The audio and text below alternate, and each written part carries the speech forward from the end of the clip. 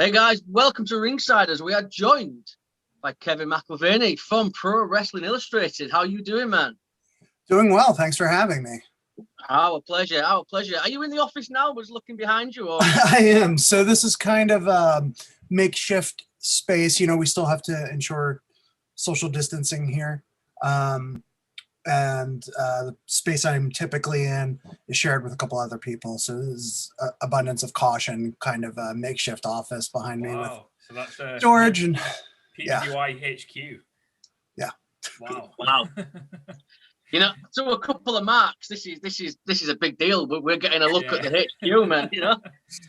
Behind the scenes. Wow. But yeah, I mean, obviously, dude, we're big fans of PWI, and I guess the ultimate question is, I'm sure you get asked this all the time, right? But obviously, the PWI 500. I mean, Yes. how would you come up with that? I mean, you've got to pick 500 guys. Can I just ask a question before we? Of course, sure. Because I've always had the assumption that the PWI 500 is written from a kayfabe point of view. Is that right, or is it actually a bit more shoot than that? It's a mixture of the two. What we do is we have the names of everybody in the wrestling business in a barrel, and then we just pull them out. No, it is I kid, but it is a mix of the two approaches. In the early days of the list, so the early 90s, it was a lot more kayfabe, and that certainly still informs it because we're looking at things like push and wins and losses and titles held. Yeah. Mm-hmm. We've updated it a bit over the years where we take things like match quality into account and things of that nature. Stu Sachs, my predecessor, put it really well when he said, if it was just match quality and just this guy is a really good wrestler, it would get pretty boring because year in and year out, you'd see a lot of the same people listed in the same order. It's going to be, depending on your taste, but maybe it's Daniel Bryan or Okada every single year, or Kenny Omega, or insert your favorite wrestler, but it would get very repetitive. And you would certainly, some people have better years than others, even those names I just mentioned. But there is still a strong kayfabe backbone to it, and we do take into account who has, like, in the big picture, the big year, and who has the best year. Yeah, I've always liked that about the list, though, because I feel like if there was to be another list done independently, say there was a Dave Meltzer, for example, I feel like that would be more of a shoot list based on match quality. I've always appreciated that the PWI 500 has that kayfabe aspect to it too, which I feel like makes it a little bit more fair as well. Is that how you guys have designed the list to be a fair list? Yeah, we're still human beings, and we're still going to we have multiple criteria, and we will make decisions based on how we interpret the criteria. So we're not completing mathematic formulas and then making the list. It's more of an art than that. But at the same time, it's meant to make it slightly more objective, slightly more fair, and to reward people for things besides just, quote unquote match quality. So I think if you had someone say like Dave Meltzer do it, it might just be his favorite wrestlers, and maybe year in and year out, those don't change all that much. And that's not to say that we don't give preference to wrestlers who we enjoy watching the most. Of course, that's going to enter into it. But it's not the whole thing. And it does take into account the year that people have. And I think you get some really interesting things that happen because of that. You have people who, it might seem like overall they didn't have the best year, but then you look back, oh, okay, well, in the final 6 months of the previous year, they actually had 3 championship reigns. They had a tag title reign and they had 2 secondary championship reigns. And they main evented a couple of pay-per-views maybe. And these are all just things we take into account, along with match quality, quality of opponents. I'm trying to remember them word for word how we list them in the magazine. That's maybe a fool's errand, but yeah, it's effectively a mix of the kayfabe approach and the, acknowledging that we all know that this is not a complete, I like to use the word sport to describe wrestling because I think as an athletic endeavor, it would qualify as a sport, but it's certainly not Yeah. a legitimate competition where people are trying to defeat one another. And it'd be silly to continue to pretend that in 2021. Yeah. Is it, I guess, is it like a year-long process then? When you've released the 500, are you straight away onto the next one? Yes and no. The list, and this has varied a little bit throughout the years, but as far back as I can remember, and as long as I've been working on the list, it's gone from 1st of July to the 30th of June. So that's partly due to publication schedules and things of that nature.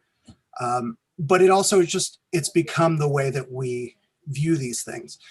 It's a little bit useless to start thinking about it, a month or two into the next year. Yeah. But as we get closer to the halfway point, we start to look at, okay, how have people been doing? Who have been the champions? Who have been the most featured people?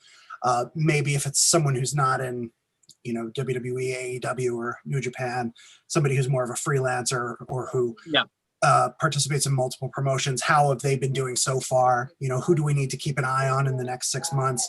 Because it is this gargantuan process. And we try our best to make it fair and to accurately represent what's been happening in the wrestling industry over the past 12 months. But it's, again, we're human, we're fallible, and it's maybe more of an art than a science, as I said before. Yeah, it's really come in handy for people like ourselves doing podcasts for interviews, because we're always looking for new people to interview. And what we did last time was we just looked at the PWI 500. And nice. Okay, so you're our Bible, man. You are our Bible. So we was looking at the list and thinking, okay, we've interviewed them. We're going down. And I was like, whoever we've not interviewed in the top 100, send a message out. And we've interviewed so many people from the top 100 of the PWI. It's unreal. So awesome. It comes in really handy for people doing interviews, because it's like a list of people who are going to be big or currently making waves in the wrestling scene. So from me and Jamie, thank you for making our job a lot easier. Yeah, no problem. I mean, and we get some help as well. We have people who are not on staff, but who are maybe paying a little more attention to some of the international wrestling scenes, particularly in Mexico and Japan. And we have, I've used this example on several podcasts in the past, but we have Righteous Reg, who does the Black Wrestling's 500 list, which is just a couple of years old. But the reason he started that list was PWI was not nearly diverse enough. It was a mostly white male list, straight white male list at that. And his list actually put some people on our radar who were completely not on our radar. And a part of that was geographic reasons. Maybe they were, a lot of us are located, and this has gotten better, but a lot of us are located in the Northeastern United States, the Midwestern United States. So we may not know as much about what's going on in the Southern United States, for example, or certain parts of the Western United States. We'll be aware of California, but maybe we won't know as much about what's going on in Colorado or Nevada or some of those states. So it's good to know that we're getting the word out about some of these wrestlers in a lot of different ways. We've definitely had people say, thank us for ranking them. And it's, well, we're just doing, we're trying to highlight the people who are doing a good job. So thank you for giving us something to write about and people to rank. Well, we spoke to Candy Lee recently, and she was in the PWI Women's Top 100.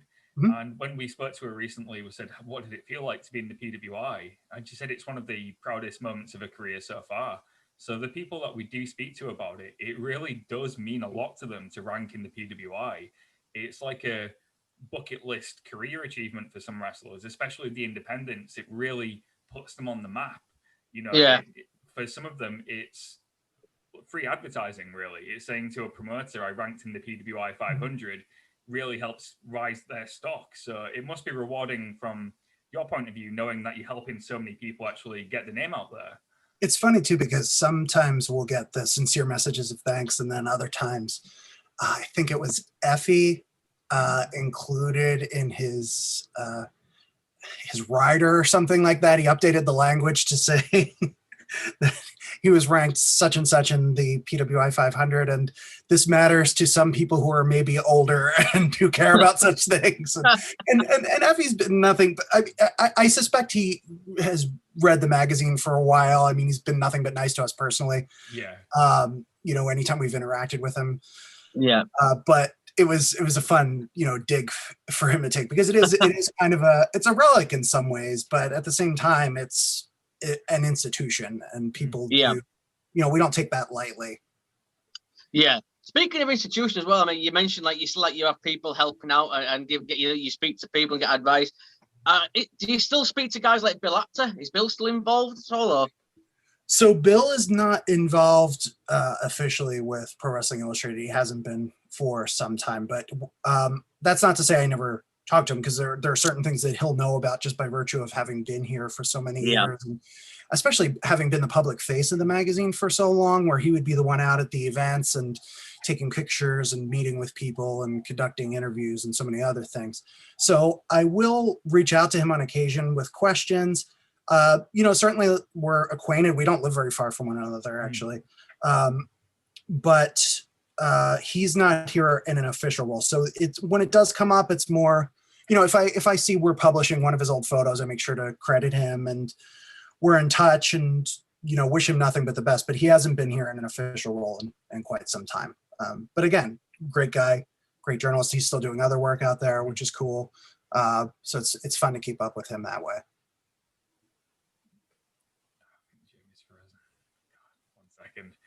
Oh, I think your audio may be dropping out there. Are you here, Jamie? Oh, we're good. Jamie? Nod if you can hear me, Jamie. So there were two Jamies for a few seconds. Yeah. Good job it's not live, right? Yeah. But my phone just went. I don't know why, so I apologize. But you're talking, right. Bill Apter, yeah. Well, did you hear his answer? He was coming up saying Zoom is overheating my phone. Right. So if I go again, please carry on without me. We were trying to, apologize. And then you kept joining. Sorry. Well, so Bill Apter, you do go to him for advice. That's good to know. Yeah. But yeah, Bill's one of those guys, isn't he, where he's got such a great mind for the business anyway, full of knowledge. He's one of those people, I imagine, you can just sit and pick his mind about the industry of like the last 30, 40 years he's been doing it. So that must be a great resource to have. Is there anyone else that you tend to from the modern wrestling world or creator community that also contributes to PWI? I should just mention, since before talking about the more modern side of it, that I still do go to Stu Sachs, who I took over for and who was publisher for many years.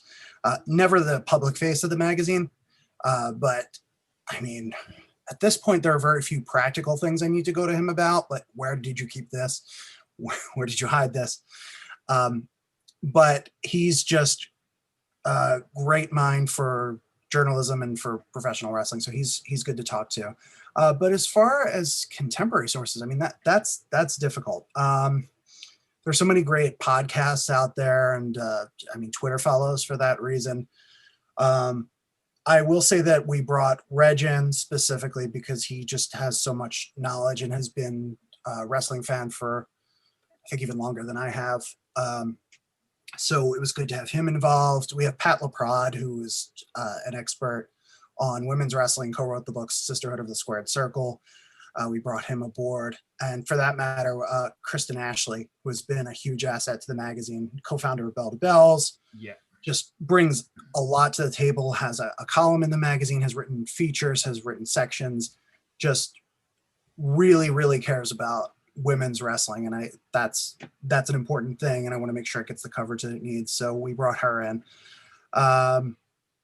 Gosh, I'm hesitant to name anybody outside of the magazine just because I don't want to leave anybody else out. But there's a lot of people. There's a lot of people that contribute. Yeah. Absolutely, yeah. There are people whose opinions I really value and trust, and happy to give them a shout out as I think of them. But if you do think of anyone else, I'll put them in the description of the episode at least. Speaking of the more contemporary side, I found it interesting. A couple of months ago, I was on the Kindle store just looking through wrestling books, and up came the PWI. Yeah, and I subscribed to it straight away. So today, I think it was, I downloaded a new episode, the 2021 summer special. So I've just been reading a bit of that today as research, and yeah, it's brilliant. The fact that I can just get PWI delivered to my phone every time there's a new release. And I thought it was still something you had to go out and physically buy. Luckily, they do sell it at WH Smith in the UK. Right. But obviously, if I can get it sent to my phone, I'm going to do that. So how did that come about? Was it always something you wanted to do, that digital side of it? And is there anything challenging about doing a digital side of the issue? So Stu Sachs, again, will get the credit for that, because that's something that he put in place a few years before, not quite a decade, but at least a few years before I took over from him. That was, I mean, the idea was to just keep up and to have alternatives for people who wanted it. A lot of people have been collecting the magazines for years, and they are able to find space for all the issues. But then some other people, well, I had to get rid of them. I ran out of room. I couldn't keep this around for this or that reason. I had to move. Any number of reasons. So it's a convenience for that sake. It's a way to get it quicker, because you'll get that. I mean, that issue that you just pulled up will be on newsstands in a couple of weeks. Subscribers are just starting to get their copy, but it was able to be downloaded nearly a week ago. Yeah. And that's the Kindle version, a mobile version, a tablet version. I will say, logistically, trying to make something that looks good on the screen is a challenge sometimes, just because I still look at us as primarily a print product. That's our bread and butter. That's how most people still read us. So I never want to have something that looks good in the digital version but sacrifices anything on the page. If anything, the other way around. Fortunately, there's never been too much.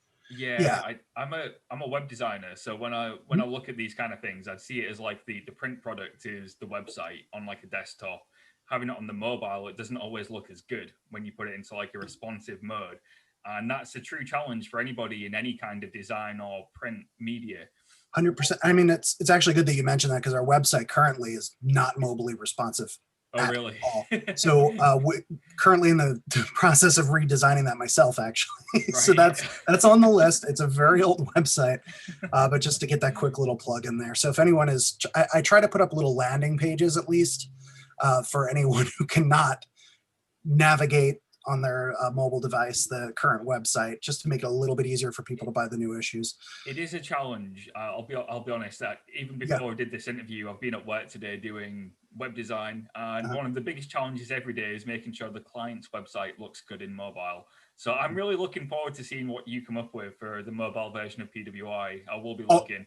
It's going to be far plainer and just more bare bones and functional than anything you would come up with, I'm sure. But plain isn't the word you use. Minimal is minimal. Is how you sell it. Yeah. So minimal design, because it makes you sound fancy. Plain just means that I didn't put any effort into it. So minimal. Got it. Minimal design. But yeah, I've just got a message actually from Jamie. Jamie is a ringsider. You might know him. He left the conversation halfway through. He said, "Don't forget to mention Danhausen." And I'm guessing what he means by this is, if I said Jamie's watched that video of Danhausen ranting about the PWI maybe 100 times, I'd probably be underestimating it by about 1,000 times. He's watched it so many times that he knows it word for word. I've heard him laid in his bed, because he lives here. He lives, so he's next door to me. I'll hear him waking up and listening to the video. He's gone to sleep listening to the video. And when we interviewed Danhausen, it was the first question he asked him. So the PWI didn't put you as number one. It was John Moxley. And Danhausen was livid. So I've got to ask, on behalf of Jamie, why didn't you put Danhausen as number one? And why was it John Moxleyhausen? I'm sure you've heard from Danhausen. But we've got to know. Yeah, I did. I very much saw that video. That was the thing that finally broke him. And I tried to make it up to him, making him a custom cover where he's. Have you seen that? I might have that handy. I believe. If I'd known this was going to come up, I would have definitely. Oh yeah, here we are. No way. So this is the top 500 Danhausens. I'm getting a screenshot of this. 1 second. Yeah. There we go. I love it. So essentially, that was enough for Danhausen to not come after us right away. But he said You don't want that. You don't want Danhausen coming after you. He's adamant he has to be on the cover at some point. To Danhausen and to Jamie, I would just say that using the criteria that we typically use, Danhausen didn't really have a major singles title during the evaluation period. He's on television now, but he wasn't on television a lot at that point. Yeah. Maybe didn't face the Okadas and Drew McIntyres of the world where it was the highest quality of competition. So just using our criteria, he wouldn't be that high. I do suspect, I'm trying to remember what he was. I think he broke the top 200, but not the top 100. He could be a little higher this year because he's been a little more prominent. Yeah, I feel like if you were to do it on maybe the PWI 100 match sellers in the world, or yes, I think he'd be number one every year. That guy can sell absolutely anything. You could put his face on this coaster and I'd buy it. The guy's a genius. But maybe you're right. Maybe he does need to wrestle the Okadas, the John Moxleys, and then maybe. Are you saying there's a chance we'll see him at number one at least? Because I think if you told him there's a chance he'll be at number one, I think he'd be all right with that. Yeah, let's say there's a chance. there's a strong chance. That's what I'm hearing. That's going to be the soundbite for this episode. Danhausen at number one on the PWI. Maybe. Yeah. So I'm clickbaiting here. I've got to make the headlines. So let's see what else Jamie said, because he's sending in his questions now. Pro Wrestling Indiestrated. He said, make sure you don't forget to ask about that. So what is Pro Wrestling Indiestrated for those of us that aren't familiar? I would be happy to promote the new thing I'm working on. Yeah. So we have the PWI podcast, which is hosted by Al Castle and Brian Solomon. That's our main podcast that's been going for several years. Al has been on nearly from the beginning. Brian has been his co-host for the past year and a couple of months. But what I wanted to do, and those guys are happy. They don't watch as much independent wrestling as I do, but they were happy to, anytime I said, look, I think we need to talk to this person, can we have them on? They're happy to do that. But I know they have their interests and areas that they want to cover as well. So I wanted to do something, being such a fan of independent wrestling myself, that catered specifically to fans of that audience. And really to help out the wrestlers and promoters in that world.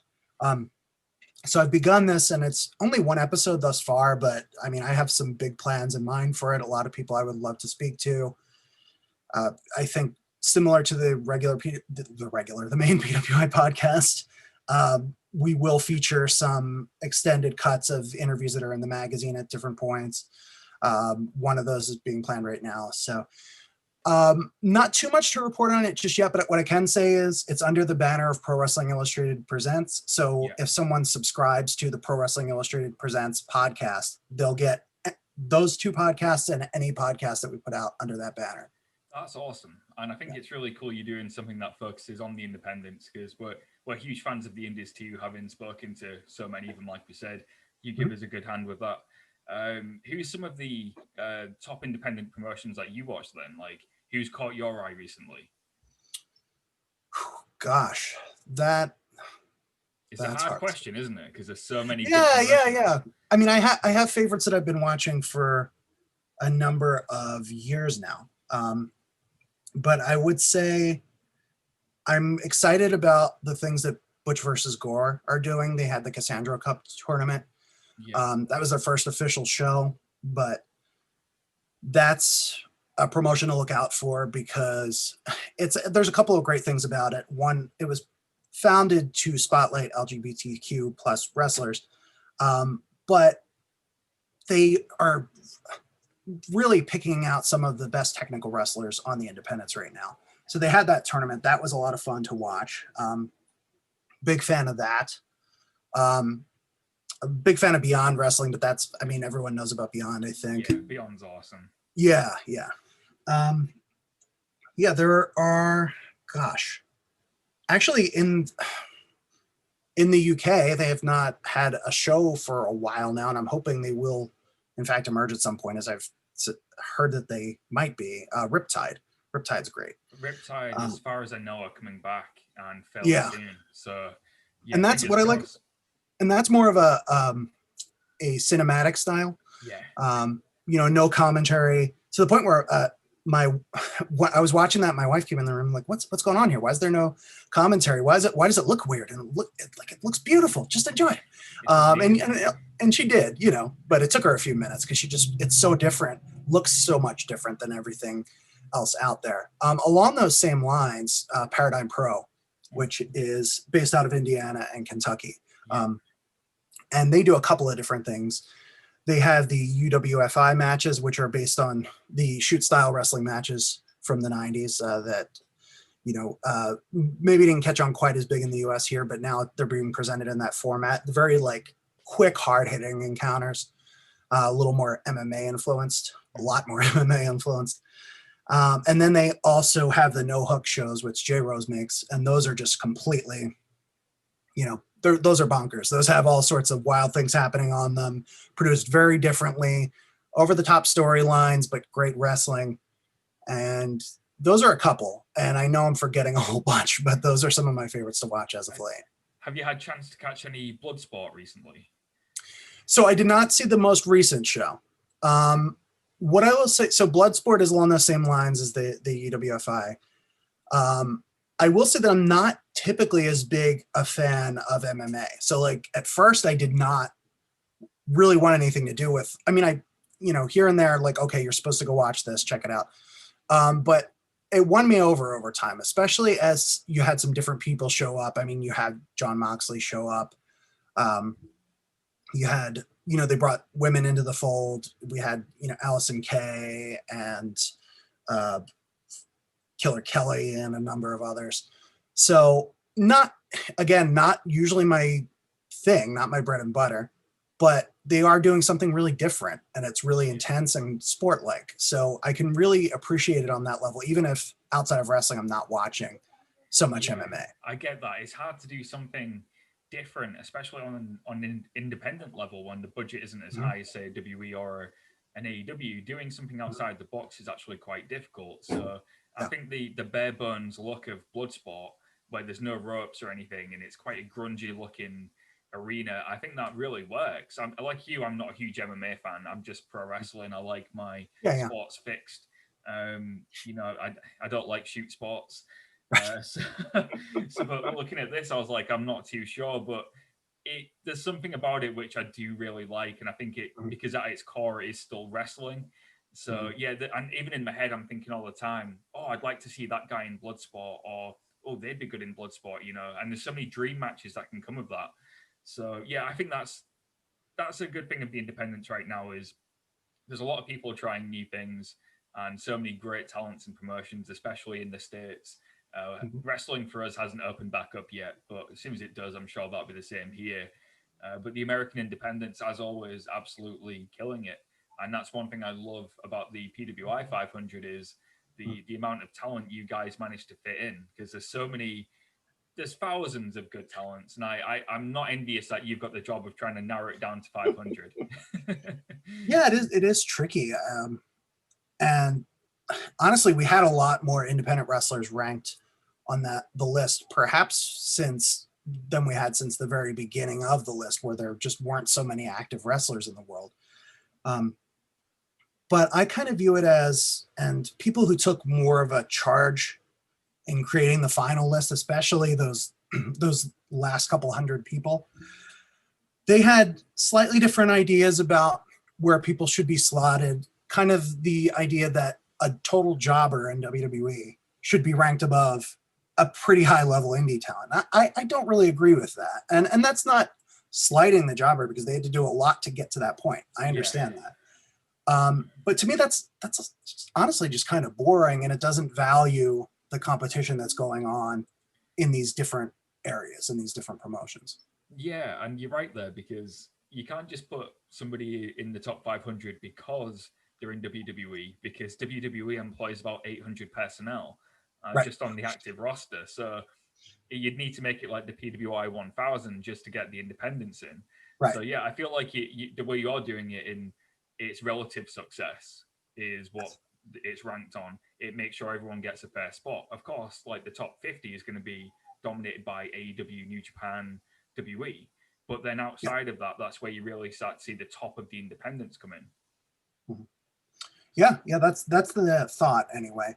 And I think as time rolls on and the independents get a little more traction, I think you'll see some of those wrestlers rank a little bit higher, especially some of the wrestlers who have these dalliances with the New Japans and Ring of Honors of the world, where they're maybe not contracted full time to those promotions, but you're seeing them active there. Yeah. I think there's room.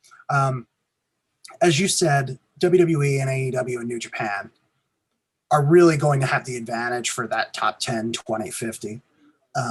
But that doesn't mean that other people can't be included in there, especially if they have this stellar body of work over the 12-month period. Yeah, absolutely. And what I'd love to do is going down the line, get you on maybe before or after the next PWI is announced. Obviously, Jamie would love to speak to you as well. We'll make sure his Zoom actually works. He's just said to me, give me a call when you finish because I want to know you actually spoke about. I've just told him to watch the interview when it goes up like everyone else. So it would be great to get you back on, Kevin. It's been an absolute pleasure speaking with you. But before we do wrap up, is there anything you'd like to promote? I know you're a busy guy. Just let us know what you want to promote, anything you need to show. Sure. So if you're on a desktop computer, I would say PWI-online is a good place to go. That has links to the podcast, our merchandise, back issues, links to subscribe, just anything you could possibly need. Doesn't look so good on mobile. If you're on mobile, head on over to Twitter, follow us at official PWI. If you're not a Twitter person, then Facebook, we're Pro Wrestling Illustrated. We're also at official PWI on Instagram, which we update a little less frequently, but again, just all the most important things are on there, and links to purchase the magazine and subscribe, because I mean, we're really happy to do this and want to keep doing it for a long time, but just it is a business and we're only here as long as we're profitable for our parent company. So, you know, of course. So yeah. Anybody who hasn't subscribed, well, you'll always have my subscription, Kevin. So don't worry. I appreciate that. But yeah, I'll keep all the links in the description, and we'll hopefully speak to you again soon. But until then, Kevin, it's been a pleasure. We'll see you soon. Thank you.